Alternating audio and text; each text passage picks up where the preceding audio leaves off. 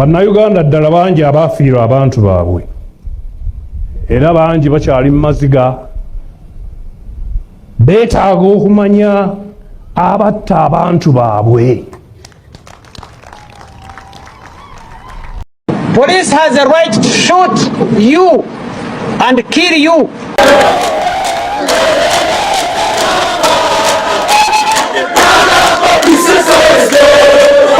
Olunaku olwaleero ziri ennaku z'omwezi 17 omwezi gwa Novemba oba guyite ogw'e11. Omwezi guno oba olunaku olwaleero dutegeeza kinene nnyo eri ab'ekibiina kya National Unity Platform mu by'obufuzi bya Robert Kyagulanyi Ssentamu oba mu by'obukulembeze bwe. Dutegeeza kinene nnyo bwali bwe buti emmundu yali esekebbuka, emmundu yali eseka wano mu Kampala n'ebitundu ebirala mu Buganda oba mu Uganda, era nga luno olunaku lwakazibwako Black November oba Dark November.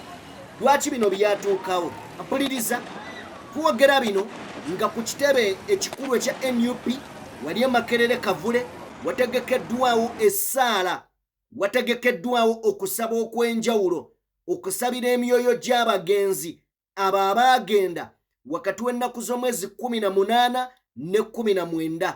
Abantu abasoba mu 50 battibwa mu space ya ssaawa nga 24 ku ssaawa 48.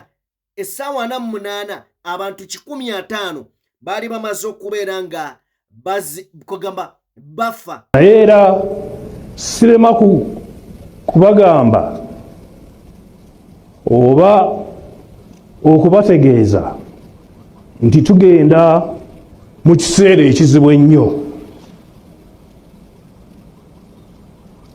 Era wano we ŋŋambira nti tuddamu okukaatiriza ensonga y'okunoonyereza ku kittabantu ekyaliwo mu Novemba nga 18 ne 19. Ensonga eyo yali nkulu nnyo. Nze ndi musomi wa Bayibuli era buli nkya nsaba Katonda atukulembere, atukwatireko, atulage ekkubo, kubanga ntandise okulaba ekiseera ekijja okuba nga kikalubo. Ebyafaayo ebyo byenjogeddeko ebyaliwo mu Novemba, bannayuganda ddala bangi abaafiirwa abantu baabwe era bangi bakyali mu maziga. Beetaaga okumanya abatta abantu baabwe.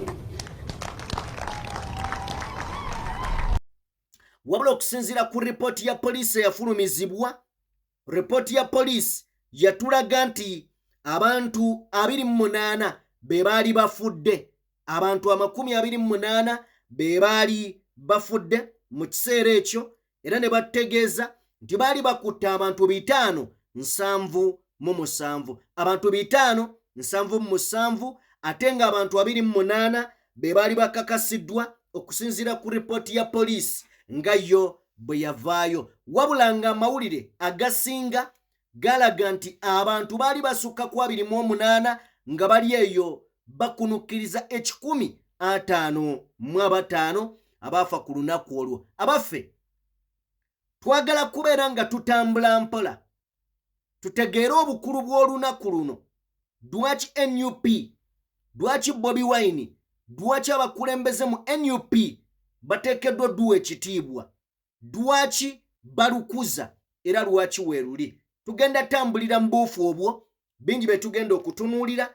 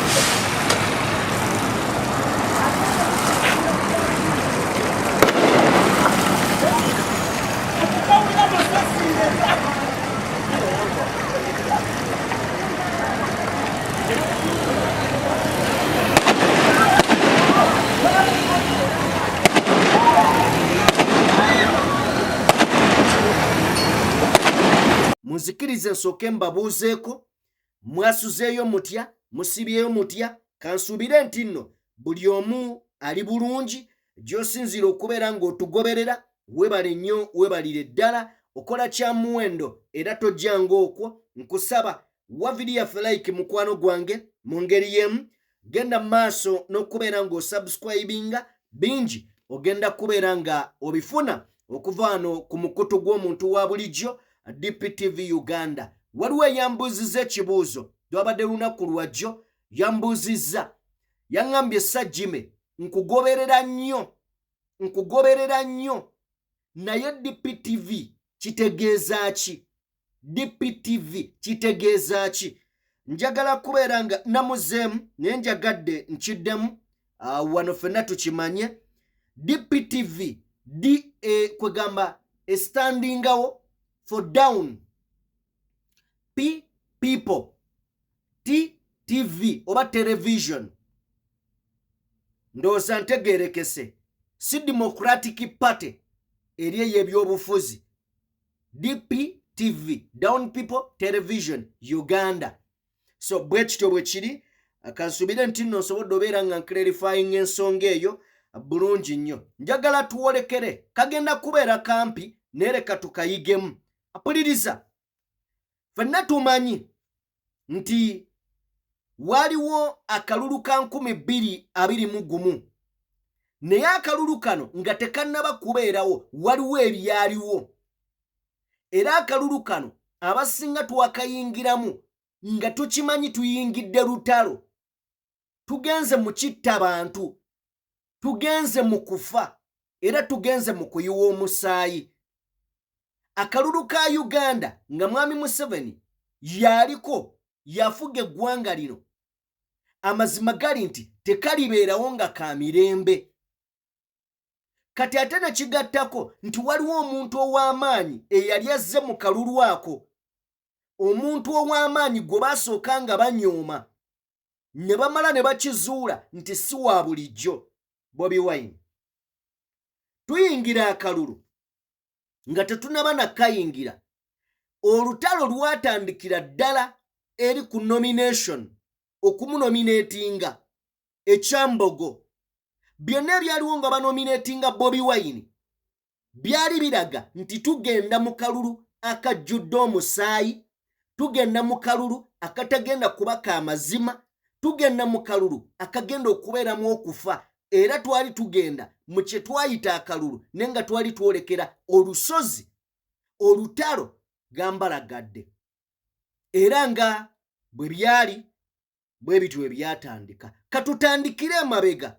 Bobi Wine ng'ava ku nomination. Apuliriza, tugende mpola tusobole okutegeera kika ki ekyakalulu ke twalimu. Oba oliawo tusobola n'okusinziirawo tukube torch mu kalulu akagenda okubeera nga kaddako 2026. Tutandikidde wano.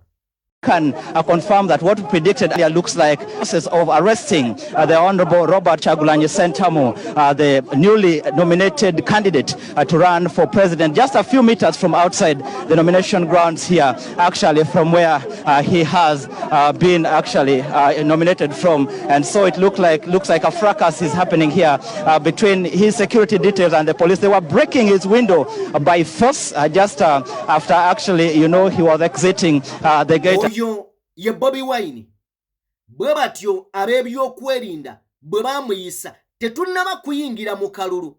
Ava just kumunominatinga bwe bamala okunominatinga oba ofuuse omuntu alindiriddwa okufuuka pulezidenti w'eggwanga mu kiseera nga bali mu kunominatinga eggwanga nga ddala ggwanga lirina dimokirasi nga litambulira ku constitution ennungi ng'eya Uganda ng'amateeka bagagoberera, tetuba na pulezidenti, tubeera n'abakandidenti. Naye kino kirala nti lwaki bawa abeesimbyewo nga bamaze okunominatingibwa ne babawa obukuumi, kubanga baba basuubirwa, baba bateeberezebwa nti ssaawa yonna ku abo kwe kuva agenda okukulembera eggwanga. Wano mu Uganda tugenda mu kalulu nga ali mu ntebe era amanyi yakomawo. Eyo y'enjawulo. Naye byonna bigenda bwe bityo nga bw'obirabye. Twatula ne tugamba ekigenda okubeera mu campaign kigenda kubeera kirala. And indeed, kino gaali mazima. Tuyingira campaign eyali ey'okuluma obujiji. Campaign eyali wakati mu kirwadde kya COVID kirumimba mawuggwe, ki COVID-19. Twatandika campaign zino nga tewali bya COVID guidelines. Mwami Museveni bw'agenda e Luweero abantu ne bamuŋŋoola kulaale ye yasookera ddala. Bwe yava e Luweero n'akyusa ne bateekawo amateeka ga COVID. Amateeka ga COVID gaatandika okutaataaganya kubanga gaali ganyigiriza opposition. Era abalala baatambulanga eyo nga tebabakwatako. Bobi Wine tear gas yeyongera okufuuka tear gas. Then tuyingira mu November, tumalako omwaka. November tuyingire 2021. Wano tuli mu 2020, tuyingira 2021. Okulonda ndooza kwaliyo mu Feb, mwezi gwali gwa kubiri. Bwe mba seerabidde ennaku z'omwezi zaalinga 15 awo. Naye mu November, mu campaign wakati, obunkenke bweyongera. Robert Kyagulanyi Ssentamu bwe yayolekera ebitundu by'eruwuka. Bwe yayolekera ebitundu eby'eruwuka saidi zeeyo. Mu district ey'Ebusoga sub-region saidi zeeyo. Bobi Wine lwali lunaku lwa Wednesday, lunaku luba lwa kusatu.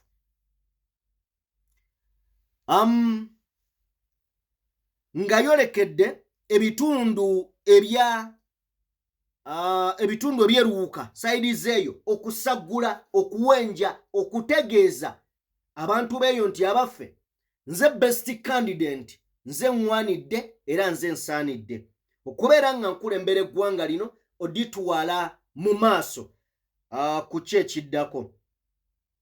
Wakati ab'ebyokwerinda bakwata Bobi Wine ne campaign team ye yonna. Bwe njogera yonna kitegeerekeka. Ne ttiimu ye yonna.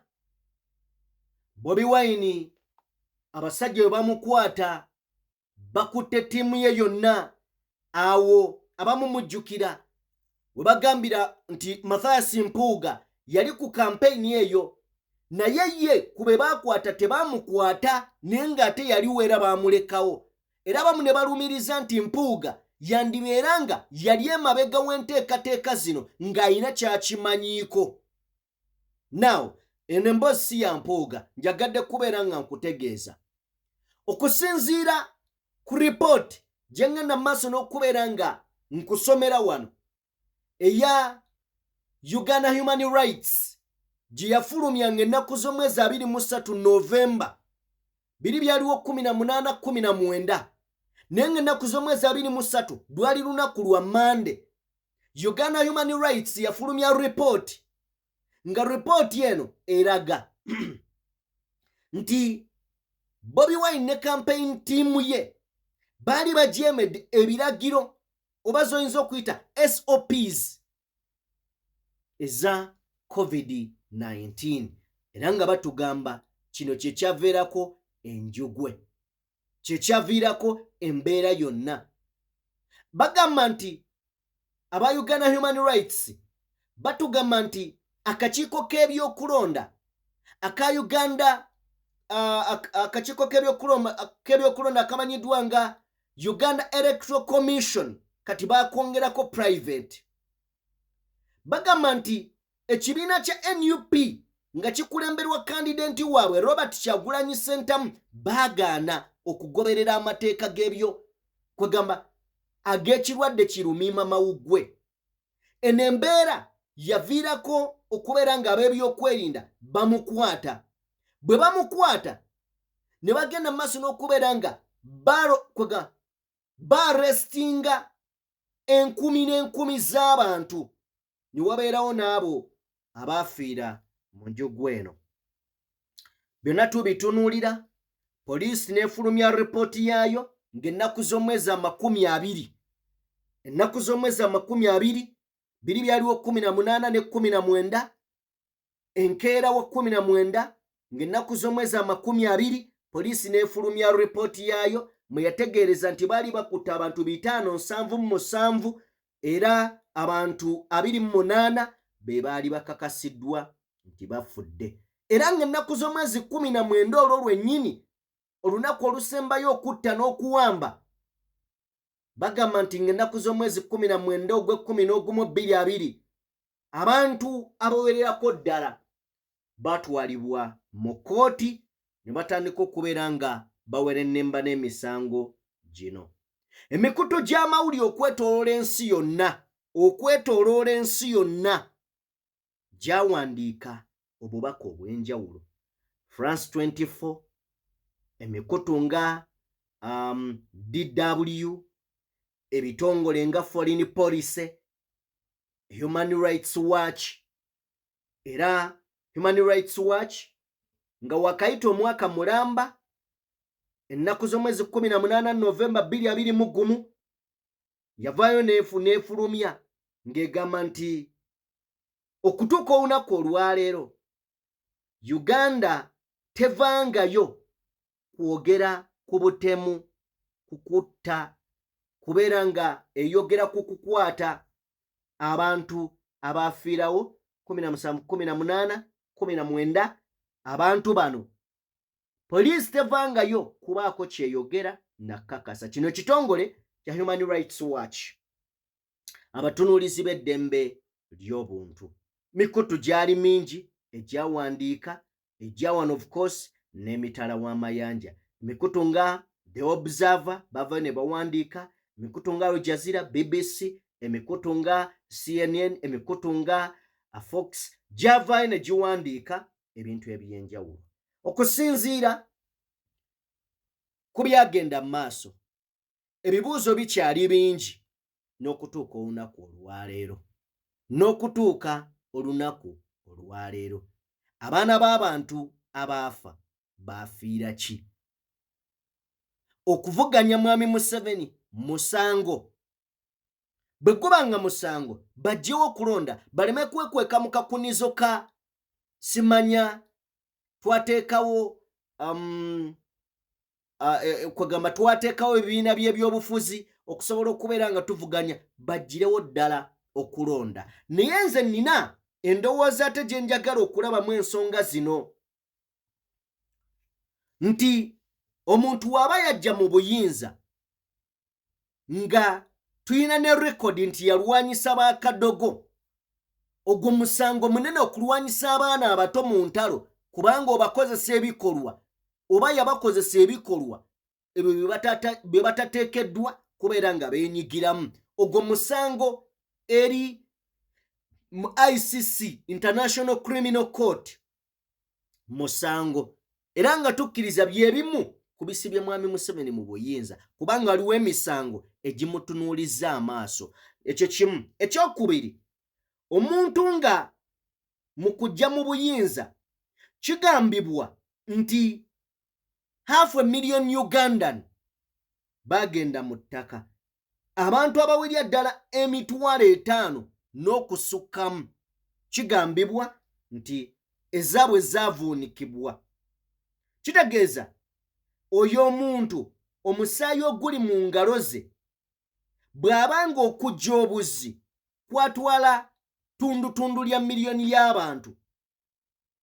Kakati mu kiseera kino ng'ayina n'ebikolobero ebisukkiridde ddala obungi, watasobola kubeera nga attira bano abasukka mu 1,500.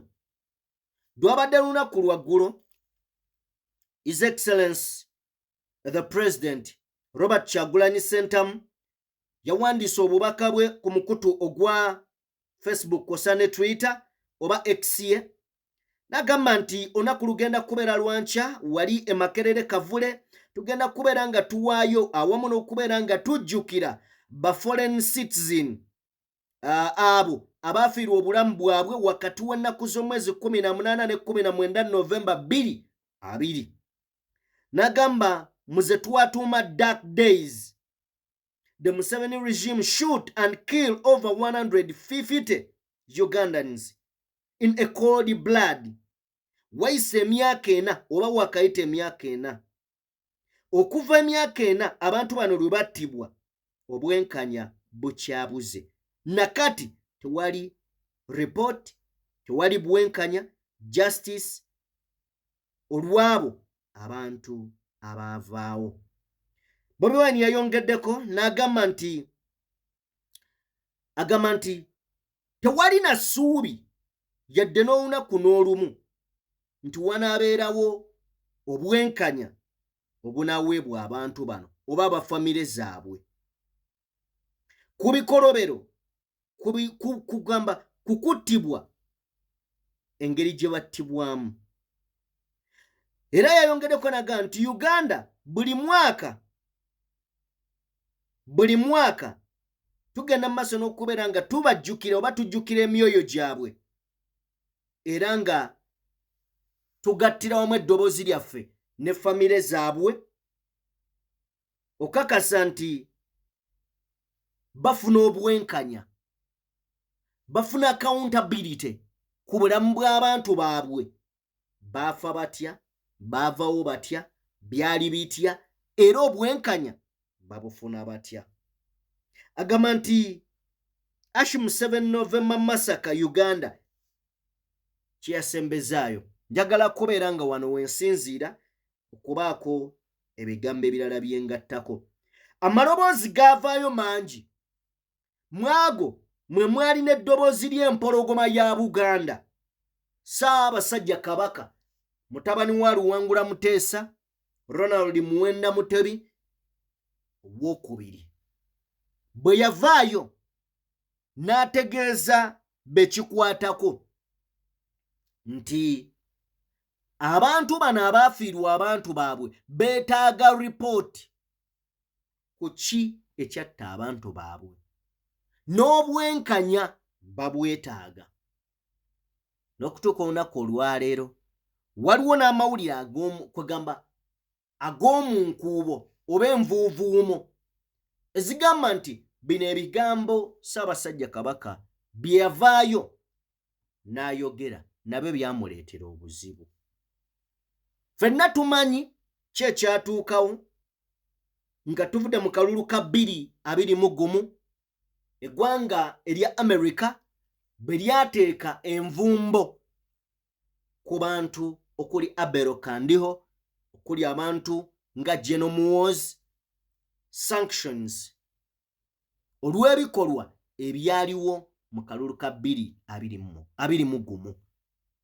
Era nga kigambibwa nti kano akalulu kaayitiriramu violence. Akalulu ka 2021 okuviira ddala mu campaign ebikolwa ebityoboola eddembe ly'obuntu byali baana baliwo. Era okusinziira ku ripooti ya America gye yakola mu kiseera ekyo ng'akalulu kaakaggwa, abamu we twategeerera nti wano waliwo ne pipa eza asidi ze bateekamu abantu. Ebyo nno twali tubiwulira ku mulembe oba mu biseera bya Adolf Hitler. Omuntu azze enkola ng'eza Hitler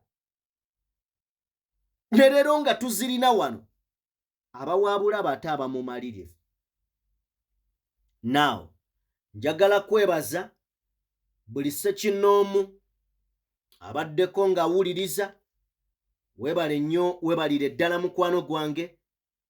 Bingi bikyagenda mu maaso wali e Makerere Kavule. President ali ne bannakibiina abalala bangi kw'ossa n'abo abayitiddwa okubeera oba oliawo okugumya famire zino. Ebintu bingi ebireeteddwa bingi ngenda beera nga mbikutuusaako mu mawulire gaffe agaddako osobole okubeera nga buli kimu okitegeera. Mpuliriza, njagala kubeera nga nkukomya wano mu kiseera kino, tusinkane mu updates eziddako. Nebaza buli ssekinnoomu abadde ku mukutu kuno okubeera ng'otugoberera, otuwuliriza. Webale nnyo, webalire ddala. Kyokola kye kisingira ddala okubeera eky'omuwendo. Nja kukusaba wa vidiyo yaffe like mukwano gwange, mu ngeri yemu eyakatwegattako nga gwe mulundi gwo gw'ososola omukutu guno. Genda maaso n'okubeera ng'ate osubscribinga. Bingi by'ogenda okufuna. Mukama Katonda abankuumire. Tusinkane mu updates endala.